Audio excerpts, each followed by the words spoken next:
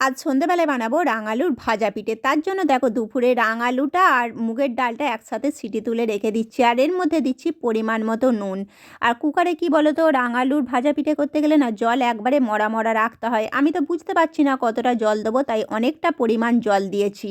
কারণ জল কম পড়ে গেলে না কুকার বাস্ট হয়ে যাওয়ার বিশাল ভয় আছে, তাই জলটা বেশি দিয়ে খুব ভালো করে সেদ্ধ করে আমি রেখে দিয়েছিলাম।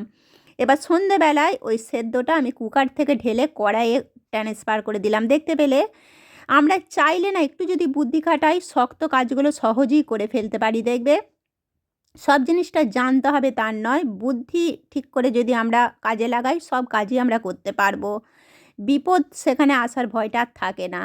কারণ অতটা গোল না, দেখতেই পাচ্ছ কড়াইয়ে কতটা জল দিয়ে সেদ্ধ করেছিলাম। এবার কড়াইয়ের মধ্যে আমি জোর গ্যাস দিয়ে ফোটাচ্ছি, আর এর মধ্যে হালকা পরিমাণ নুন দিয়েছি, কারণ নুন তো আগেই আমি কুকারে দিয়ে রেখেছিলাম। আর গুড়টা প্রয়োজন মতো দিয়ে দিয়েছিলাম, গুড়টা গলে গেলে এতে টেস্টটা খুব সুন্দর হয়। আর গ্লাসে হাতার পিছনে করে কেমন প্রত্যেকটা রাঙালুকে গেলে নিয়েছি, এখানে দেখতে পাচ্ছ তো একদম নরম হয়ে গেছে।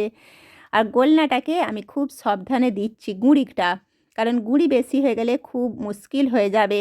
কারণ এর গোলনা না মানে একটু নরম নরম রাখতে হয়। তোমরা চাইলে বাটিতে গুঁড়িটা ঢেলে নিয়ে দিতে পারো অল্প অল্প করে।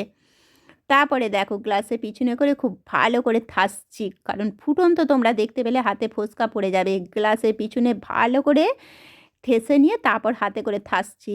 আর ওইদিকে আমি তেলও বসিয়ে দিয়েছি, কারণ তেলটা গরম হতে একটু টাইম লাগবে।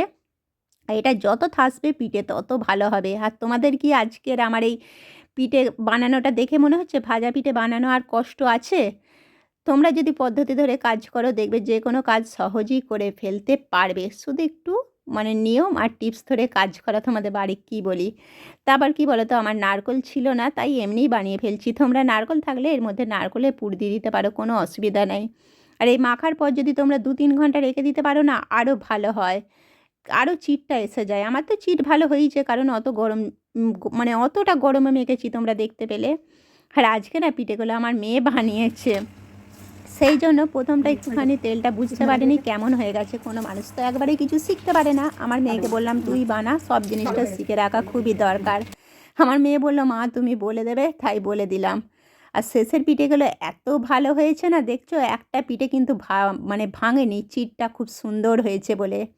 এবার তোমরাই বলবে আজকে আমার ভাজা পিঠে বানানোর মানে এই সোজা পদ্ধতিটা কেমন লাগলো। আর শেষটা না তোমাদের দেখাতে ভুলে গেছি, কারণ আমার মেয়ে এদিকে বানাচ্ছে আর ওইদিকে গোছাতে গোছাতে ভুলে গেছিলাম। একবারে খাওয়া দাওয়ার পর অনেকটা রাত্রিরে দেখিয়ে দিলাম। কেমন হয়েছে বলো অবশ্যই।